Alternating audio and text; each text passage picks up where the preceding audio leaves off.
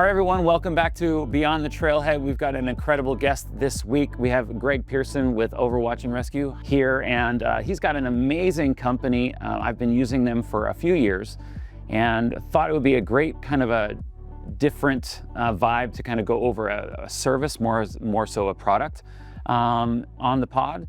And so without further ado, Greg, thank you so much for being on. I really appreciate it. Thanks, Greg. Happy to be here. Thanks for having me. We just want to kind of start rolling into kind of what Overwatch is for those who don't know. A lot of people that listen own their own business, but a lot of people also are interested in Overwatch or have heard of Overwatch before. So I guess kind of go into what Overwatch is, your background, and how you kind of began and how you started Overwatch Rescue. Sure, happy to do that. So Overwatch and Rescue, what is it? In probably the most simplest of terms, Overwatch and Rescue is a lifeline for anybody that lives, works, or plays on the fringe of cellular connectivity, right?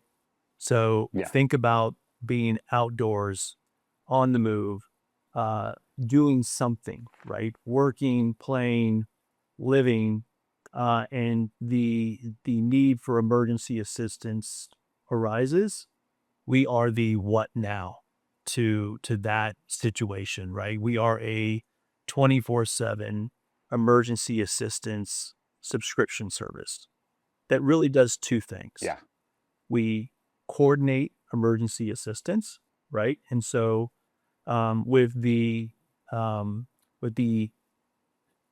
increases in technology advancement, right? More and more people are connected off grid. So as technology is opening the outdoors to more people today than ever before, the need for emergency assistance is also increasing. And so with that connectivity and the nexus between connectivity and an emergency occurring in the outdoors, we felt that a solution was needed to sort of bridge the gap between those two and create this sort of service. And so Overwatch and Rescue is the product that responds to the I need help, what now? And we coordinate that rescue. So I said it does two things, right? We will coordinate your rescue, get somebody to you to provide you that emergency assistance. And if there's financial exposure tied to those efforts, think about, a medical emergency occurring in the backcountry, a hiker that, sprains an ankle really bad, can't continue moving, or something worse than that, where you need to get from the point of incident to maybe a nearby medical facility. That transportation typically will incur some type of financial exposure, right? A helicopter evac, or even a local search and rescue team that maybe gets you from that point of incident in the backcountry to a trailhead, where you're then met by a ground ambulance. It's that ground ambulance ride from that trailhead to the nearest medical facility that creates that financial exposure. And so what we wanted to do is solve for that, right? So Overwatch and Rescue, again, 24/7, an emergency assistance subscription that will coordinate your rescue and pay for the costs associated with rescuing you should that financial exposure arise. Okay, awesome. And it's funny because when you're saying like I feel like that's the most typical injury is sprained ankles, because I sprained my ankle on the Colorado Trail, and then I just didn't want to disappoint the guys I was with. Right. And so I hiked, and then I ended up hiking out. But when I was laying there in pain and I tore a little bit of ligament and stuff, I was like, oh my gosh, maybe I need to push this button. And I had Overwatch and Rescue, but I was like, oh, I should have used it. But it's great that and so I guess my question, and what we always talk about here on this pod, is how did you start the business? Like, what's your background? How did you come up with the idea? Because it's not your typical kind of business to start. It's not really. And so background, I've spent most of my career working at the intersection of risk, crisis response, and human resilience. I've got a military background, spent a number of years in the U.S. Army, sort of natural progression out of the Army into law enforcement into the sort of private security sector, really focused on crisis response for multinational organizations operating in a hotbed of geopolitical activity, right, where things go bump in the night. Yeah. So think of, large multinational companies having sort of international assignees and expats assigned to locations that can get kind of spicy. And there's, Yeah. a need that would pop up to say, hey, a little too spicy here now. We want to get our people back home. And so I sort of cut Yeah. my teeth in the private sector, working with organizations that were contractually obligated to respond to those types of emergencies, right? So did it in the Yeah. military, did it in law enforcement, did it in the private sector, worked for an organization for about 12 years, 6 of those years as their chief operating officer, scaled that organization. And as we were scaling, we found ourselves in the same position as some of our customers, right? We were a global company. Yeah. And with that growth, we started to see our expat population increase. We had more and more international assignees and business travelers traveling around the world and operating in some pretty interesting places. And Yeah. so I became a consumer of the same sort of products that we were behind. And what I Yeah. realized along the way, I had a bit of an aha moment. Um, when you think about sort of, the type of risk management and tools you can put in place to protect an organization, sort of help meet that duty of care, if you will, as a company, you think about insurance, right? And so whether it's a business travel Yeah. accident policy or traditional travel insurance, there's a number of sort of insurance vehicles available to organizations and individuals that they can procure. And so what I did is I went out and I bought just about everything I could to try to manage my risk exposure. My aha moment Yeah. was when I realized that, well, we can sort of put protections in place that would help us with sort of, lost, damaged, or stolen bags, missed flights, Hmm. property damage. When it came to the individual, right? If there was sort of a medical mishap occurring during a period of travel, injury or illness that Yeah. resulted in hospitalization abroad, there weren't any products at the time that would really sort of extend the benefit to the point of not just getting you to a medical facility, but bringing you home, right? Most insurance Yeah. products will sort of get you to the nearest appropriate medical facility, but then you're Hmm. sort of stuck overseas, right? Incurring medical Yeah. bills. So that was one Yeah. thing that I wanted to try to solve for. The second piece to that was the fact that if there was some type of security event, right, if something would bump in the night, ride strikes, civil commotion, Yeah. terrorism, natural disasters, those were all exclusions in a traditional insurance Yeah. product, right? And so again, we found ourselves looking at sort of gaps in our own risk management strategy. And so what I realized is internally we had the wherewithal to sort of respond to some of those things, but there was no sort of financial Hmm. backstop to it. It's balance sheet risk, right? So if I had Yeah. 100 people in a location that needed to evacuate, well, I'm on the hook now financially to go charter a jet or try to Yeah. arrange the complex logistics to get them from where they were back home and then pay for it. Yeah. And so I thought that was an opportunity. That was an opportunity from a business standpoint to address sort of travel Yeah. risk management. And so I decided to cut my teeth as an entrepreneur, leave a very comfortable chief operating officer position of a company that had Yeah. 57 offices and 8,500 employees. And I thought, I'm going to go start a company and solve this problem. So I started with Yeah. trying to solve the travel insurance gap issue. I did that by creating a product called Cap Tripside Assistance. That Okay. we put that product in market sort of circa 2011, 2012. Um, Originally kind of going after sort of corporate customers, and then eventually sort of we went direct to consumer and sold it directly to consumers as well, going swimmingly Yeah. well. And then COVID happened and nobody traveled, right? Everything shut down. Yeah. And so we took a step back and we said, okay, we need to pivot a little bit here. Um, People were still getting outdoors, but they weren't traveling overseas. And what we noticed at that time, sort of circa 2020, 2019 to Yeah. 2020, uh, the national parks were still open. People were getting outdoors, social distancing, but getting outdoors. Mhm. And we saw this sort Yeah. of spike in outdoor activity. And some of the same things were occurring locally that we used to see occur overseas, right? You go Yeah. overseas, something happens, you need emergency assistance. We had a product for that. What we really didn't have Yeah. was a product that would address something occurring maybe down the street from your home at the local trailhead, Yeah. right? Our product had a radius trigger, right? You had to be at least 100, 150 Yeah. miles away from your home of record to qualify for benefit.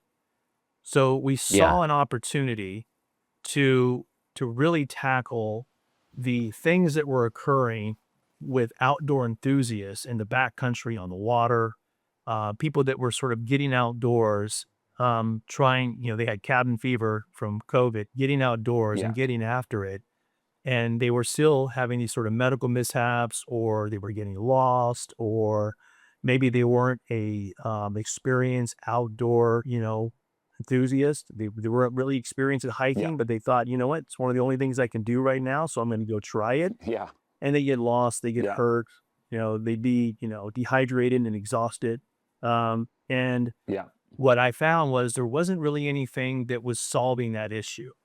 Um, and then we got approached by a satellite company, Global Star, at right about the same time as I was coming to this realization that I think this underlying travel risk management product that we have is something we could Mhm. adopt for the outdoors and for, responding to sort of these local emergencies. Right about the same Yeah. time, Global Star reached out to us and said, "Hey, we're a satellite operator. We have these, satellites in the air, but we also have a rugged device with an SOS button on it. Got about 100, well, Mhm. at that point, I think they had about 400, 500,000 of these devices deployed globally that were active. And that's Yeah. called the spot device, right? Sort of rugged satellite Yeah. communicator with an SOS feature. And we're very familiar with your travel risk management product and your mobile app and the functionality that you have there. Yeah. Could you respond to a satellite emergency, an emergency occurring and being communicated over a satellite device? Um, Yeah. that is where, sort of opportunity and this realization that we Mhm. had a great product that could be adapted for an outdoor use case sort of collide. Yeah. Those 2 things occurring at the Okay. same time, gave birth to Overwatch and Rescue circa 2020. Okay. Oh, Yeah, that's awesome. So I know before we got on, I told you I'm actually doing some pictures and stuff for them, and they're a great company. fantastic. So Yeah, I I think it's great that you're able to match those things because I'm sure that logistically, even technology wise, it's not an easy feat to do all these things. And most people we have on here, they have a product that they go and manufacture and everything else. But you have this service that there's been many times that even you were saying like when it gets dicey out there. I was in Haiti just after the sure. earthquake, doing photo and video with the Marines and a few other people. And the group I was with, in order to get out from there, instead of like having a backup company or something I could go with, they gave me $30,000 in cash, and I had it literally duct taped to my body in different places. So if I needed to escape to the Dominican Republic, I'd be able to pay my way out. And It's I an was interesting like, approach. this is crazy. Yeah. And so I was like, okay, I don't know where else to put it. So, and I've had many times and I've heard of many stories and people have used your service and loved it.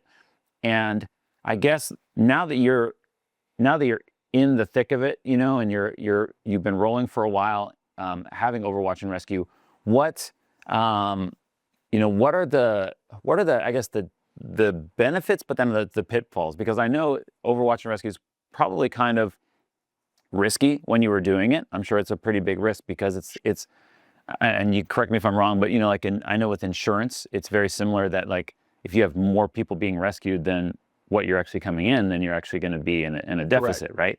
So how does that work, or what kind of hills did you have to climb in order to get it to where it is Yeah, today? great question. So let me unpack that. I'll start with something you'd raised. So technology. You said most people come on here, they manufacture a product, right? Or they got some technology. Yeah. The nice thing about, when we got started with Overwatch and Rescue, we had an underlying technology already, right? That had to Hmm. be sort of adapted to ingest a distress signal coming from a satellite communicator. So there was a little bit of work that Yeah. had to be done, but we were able to sort of do that very quickly. The good news is we were very experienced in responding to emergencies. So when many people come Yeah. up with sort of a new idea for a product, right, and they create that GUI and they say, "Hey, here's my Hmm. MPV, here's my minimum, here's my product. Let's get it to market. Let's do some testing." Yeah. Well, what we did is we adapted something that was very successful, uh, and we just Yeah. adapted it really for a new use case and a new persona, with devices that were slightly different than what we were used to. So we're not getting things from sort of a Yeah. Wi-Fi or cellular signal. It's now coming over satellite. Um, but Yeah. when I thought about that early on, and you think about the technology component, we realized that we really have kind of a full stack solution here from the underlying technology, Yeah. the experience with the humans, which is probably the most important piece, and the network and connectivity into the response apparatus that is ultimately responsible for getting to you and providing you service, right? And Yeah. so knowing that all those sort of pieces were in place or existed, we just sort of, aggregated them together, came up with this really cool kind of product, took it to market. Yeah. And, unlike a lot of sort of new things in the market, we had the advantage of the fact that satellite communicators, rugged devices, had been in market for a while, right? So it wasn't Yeah. like we were introducing some new concept, right? Um, Yeah. so the technology had existed, albeit in rugged format, but Mm. technology doesn't replace people, right? Devices Yeah. send signals, humans make decisions. And so what we were able to bring was that human element, that sort of rescue layer, Okay. that essential human in the loop component to this sort of issue. And so by Yeah. doing so, we created this perfect mix of technology, humans, resources, and then Yeah. what we needed to secure sort of last was the risk finance piece that you bring up, right? So, Yeah. you start with selling one or two. If both of those sort of early adopters have a $40,000 helicopter ride, you're going Yeah. to end up upside down pretty quickly, right? Yeah. So Yeah. having that mature product in market for so long that was also a fully funded, fully indemnified sort of service offering, we had Yeah. scale, right? So we're on risk daily for over 15 million souls. So because of that scale, we had some purchasing power and the ability to kind of go to our underwriting relationships that happen to sit out of the UK. Our products, Yeah. Overwatch and Rescue, is 100% reinsured in the Lloyd's of London market with certain Okay. underwriters at Lloyd's, where we've had decades Yeah. long relationships. And so we were able to go to them and say, "Hey, we've got this crazy idea. We want to take this product and, shake it up a little bit and respond to things Yeah. like, heliskiing and, crazy outdoor Yeah. activities." And of course, the initial response was, "Absolutely not. Are you crazy?" Yeah. And so it took a little convincing, but, we got them there. We got their mind kind of wrapped around the commercial idea. And really, our Yeah. advantage at that point was we chose specific underwriting relationships with the people within those organizations were outdoor enthusiasts Hmm. themselves. So they could see Yeah. themselves using the product and they saw the value. Yeah. So because of Yeah. that, we were able to combine technology, experienced responders, and this sort of rich risk finance vehicle, uh, throw Yeah. that all together, take it to market at a very affordable price point to make it available to everybody. And we hit the ground Yeah. running because of Yeah. No, I think that's a great point that you made too, just business wise about it. It's not necessarily in business, sometimes it's who you know, but it's making it relatable.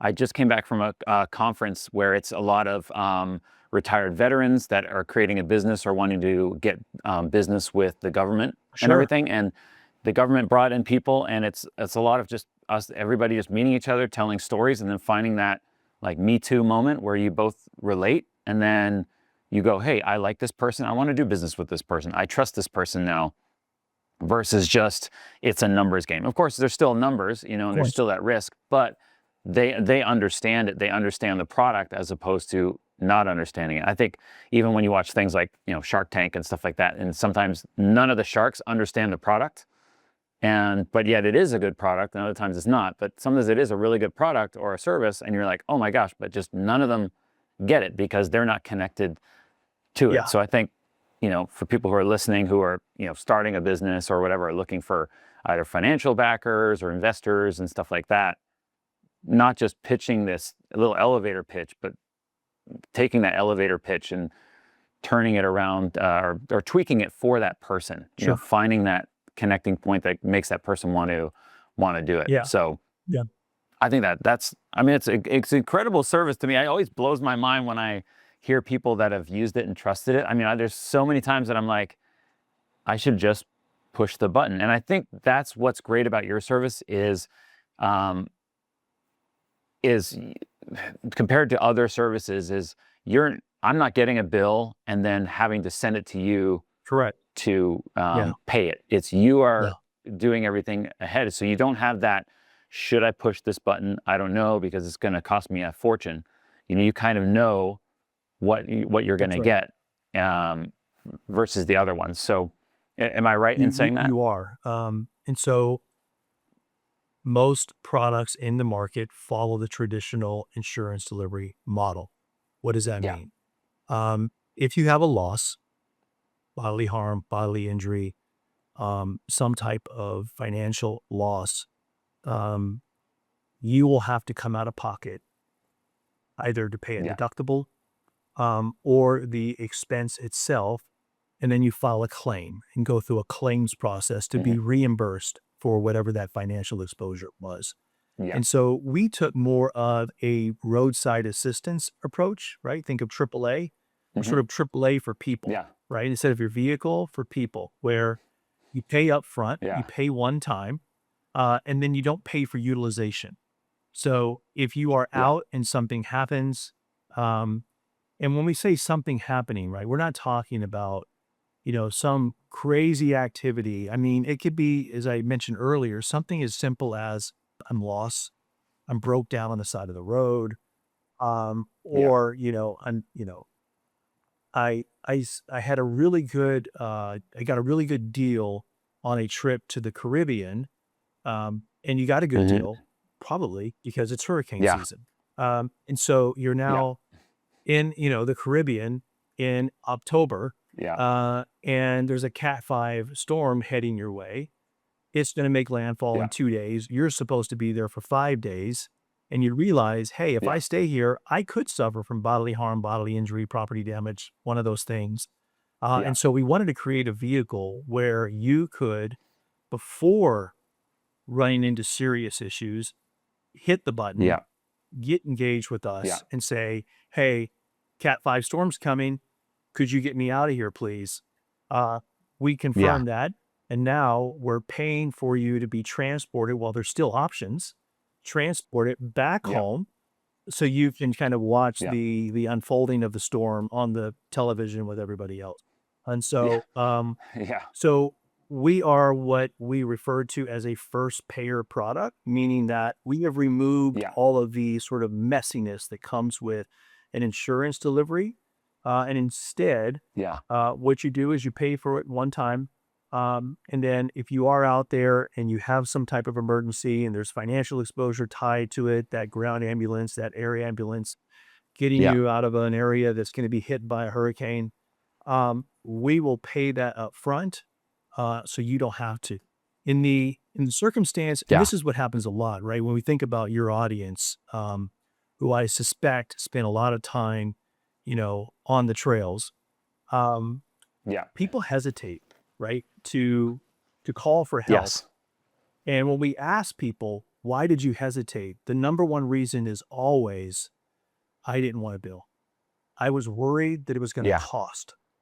Right? And I don't know what Yeah. that cost is, right? And so we solve for that, right? We remove Yeah. any thought of, I know I'm injured, but maybe I can make it out on my own. No, just hit the Yeah. button.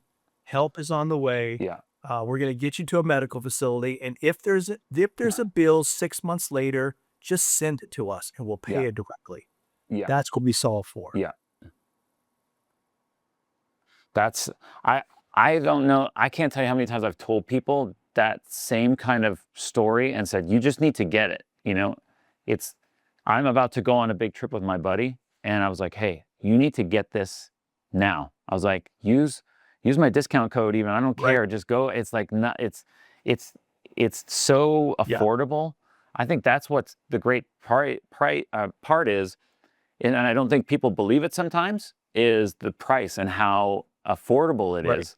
Because when you look at the other options that are out there, you're paying for, you got to go out there and say, hey, I'm going on a 5-day trip. You're paying a 5-day trip insurance that is, I don't know, like $300 for just 5 days. And I've still got to pay the bills. And then they've still got to do all this That's right. back and forth and everything, That's and right. so for everybody who's listening, this is a real service that is real and it works, and people have used it many, many, many Well, and to times. put that in And perspective, it's, Craig, we respond to about 200 emergencies a day.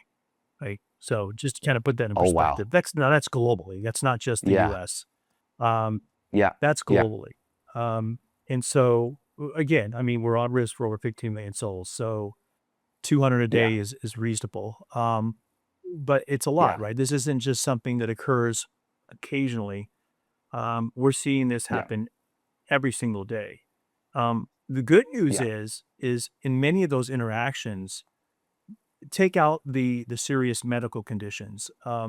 But in a Yeah. lot of those interactions, because our centers are staffed with medically trained professionals, we're able to engage Yeah. it with you back and forth and resolve a lot of the things that are occurring out on the trail, right? That sprained ankle, Yeah. that, Yeah.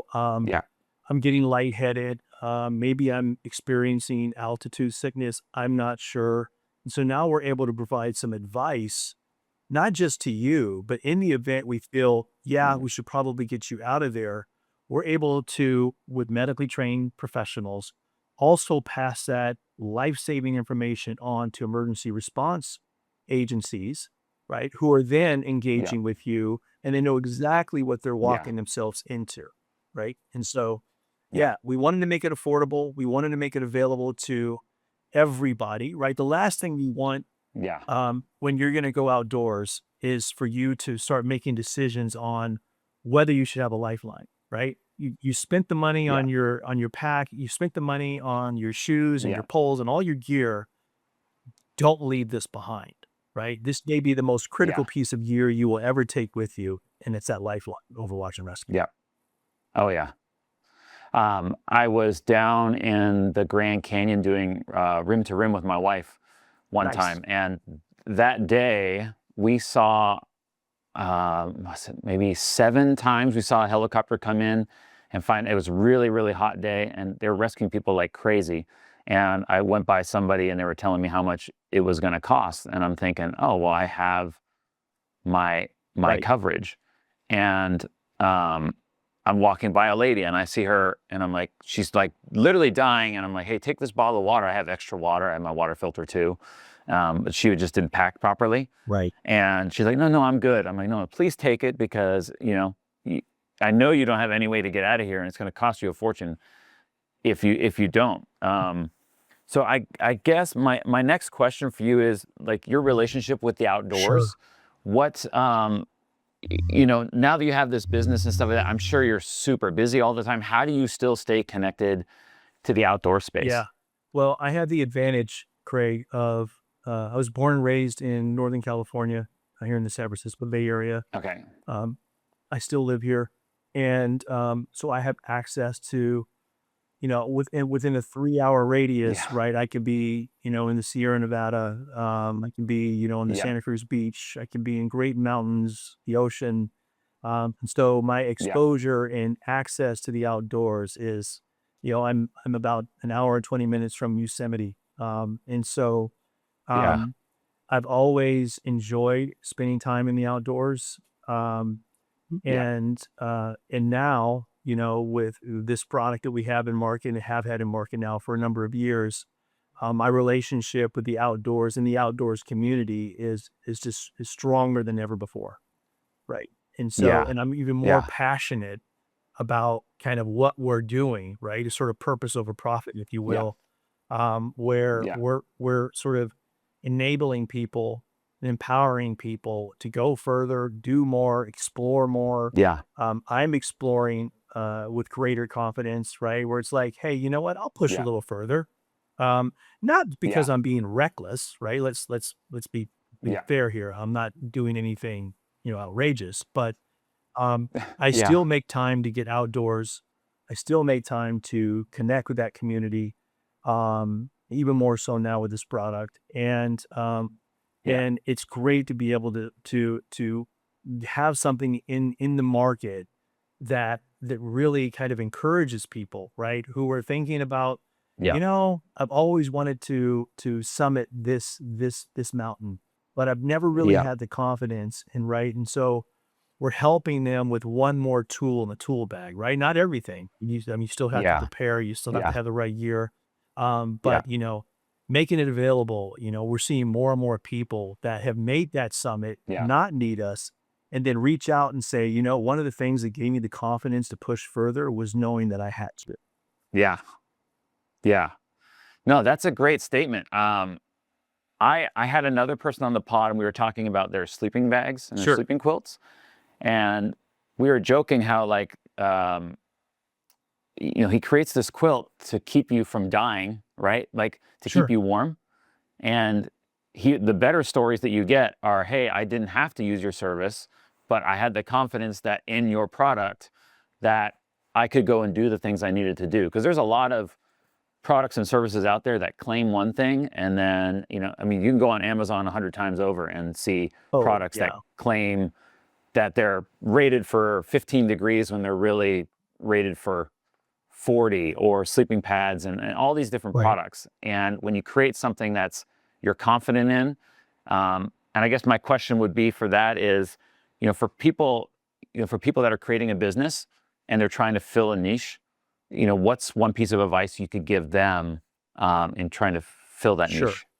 Well, I think the best piece of advice I could give anybody looking to create something new or put a product in market is, don't believe in yourself. Ensure Yeah. others believe in your product, right? People say you got to believe in yourself. You can do it. Anything's possible. Go for it. Hmm. And, I can get behind that to a certain extent. Absolutely. Right. If I didn't believe in myself, none of this would have happened. Um, Yeah. but you have to have that sort of cold shower reality at some point to Hmm. ensure that you've got product market fit, right? Not every product is going to Yeah. make it. And so if you think you've got a great idea, ask people to tear it apart. Ask people Yeah. for their honest feedback, right? Brutal, Yeah. brutal, honest feedback. And you have to be able to take a step back and listen Hmm. and really listen to what people are saying, to what the market is saying, because the market will Yeah. tell you whether something will succeed or not. The Yeah. market always wins, right? The market's always right. And so my Yeah. advice is listen to the market. This is a game of adjustments. If you think you've got something that is solving a problem, go for it. Go for it. Yeah. But listen to the market, listen early, fail fast, as they say, right? Yeah. Fail Yeah. fast, make the adjustments, and then keep pushing. It's definitely not for Yeah. the faint of heart. Any Yeah. business idea, right? You starting a podcast, right? It's like, hey, Yeah. I mean, think about the barriers to entry there. It wasn't like you came along and said, I got this great idea. It's called a podcast. Yeah. Right? It's a mature space. Yeah. Yet here we are. We're connected. And Yeah. so No, make the exactly. adjustments, take in the brutal feedback, right? If somebody's Yeah. just parroting back to you what you think is great about your product, turn that off.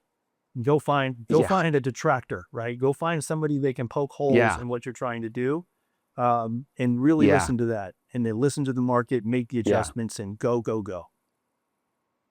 Yeah.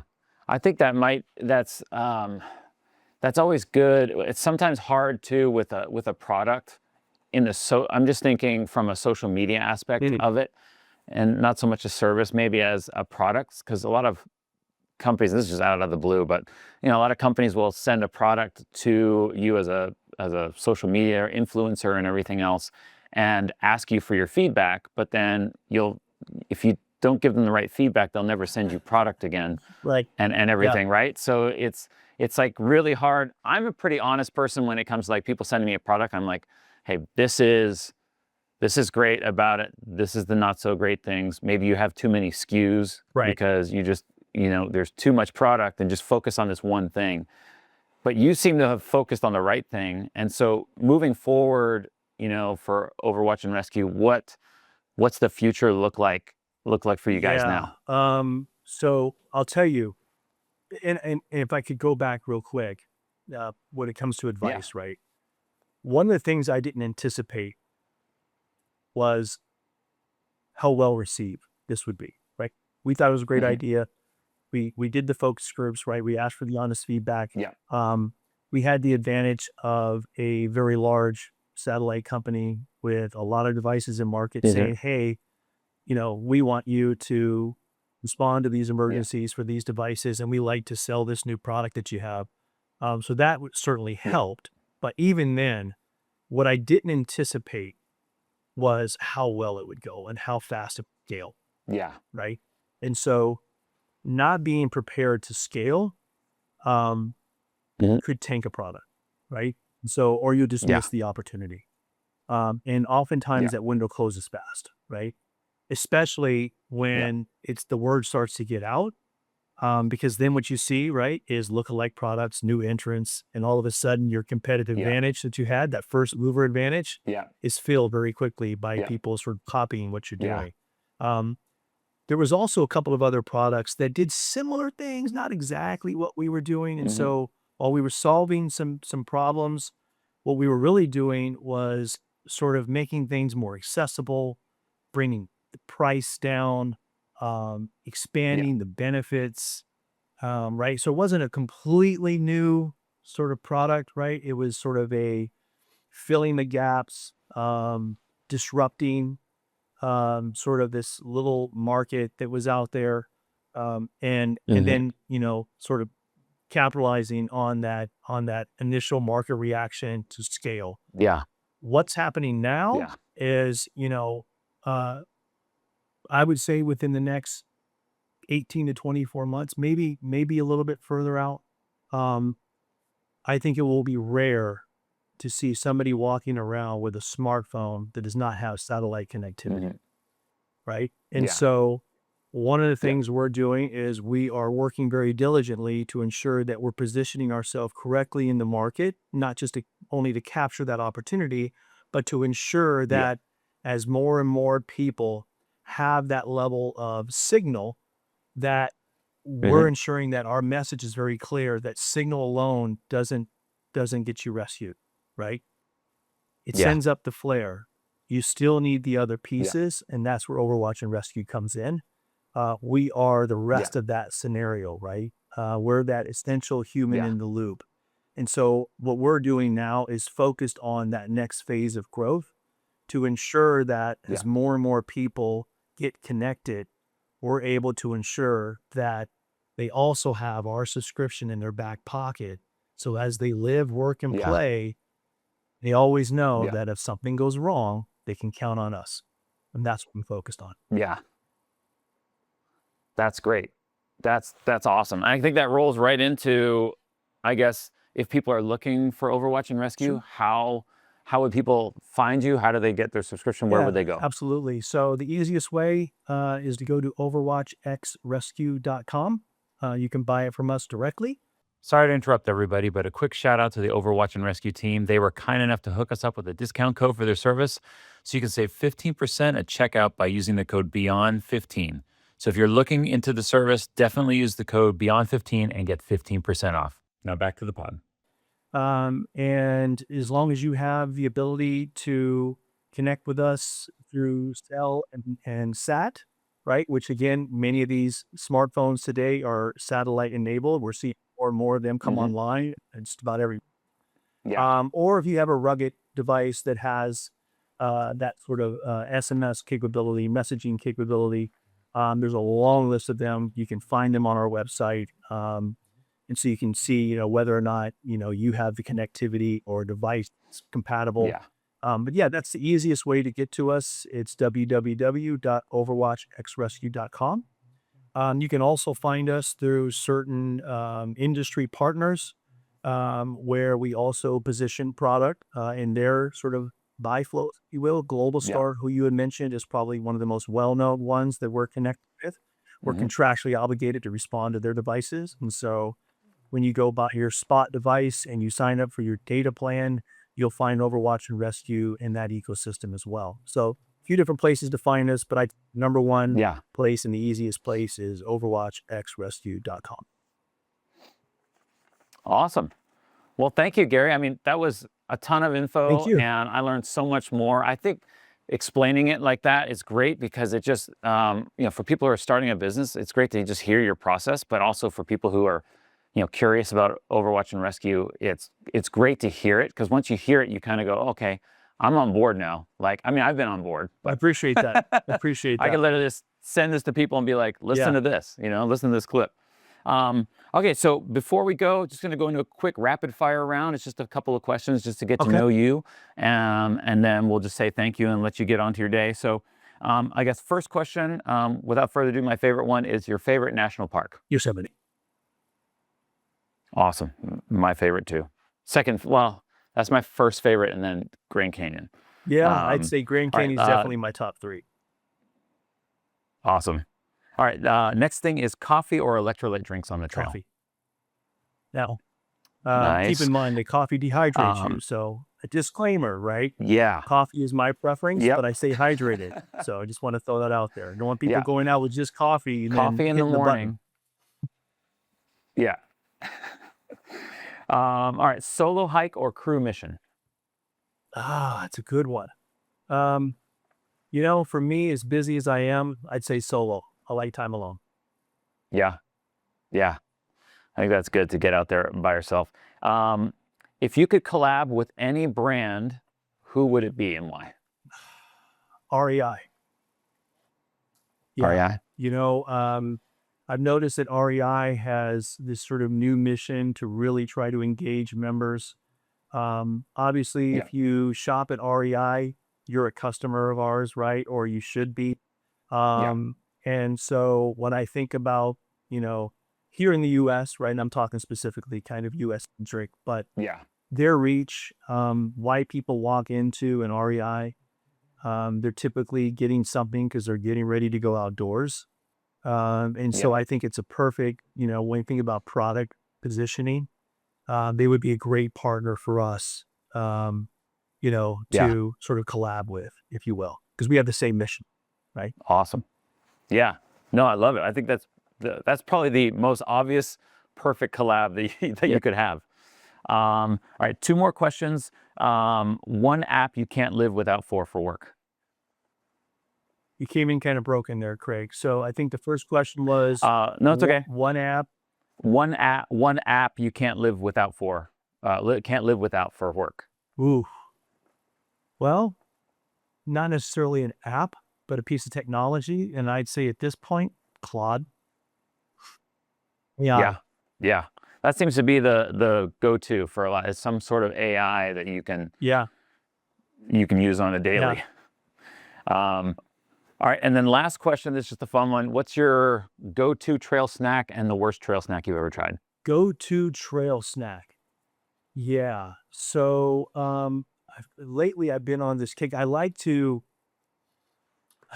fuel up kind of, before I'm going to go Yeah. out, right? And so I like any sort of gel that's going to give me a quick shot of, Yeah. carbs and electrolytes and, get the energy going, right? And so there's a number of brands out there.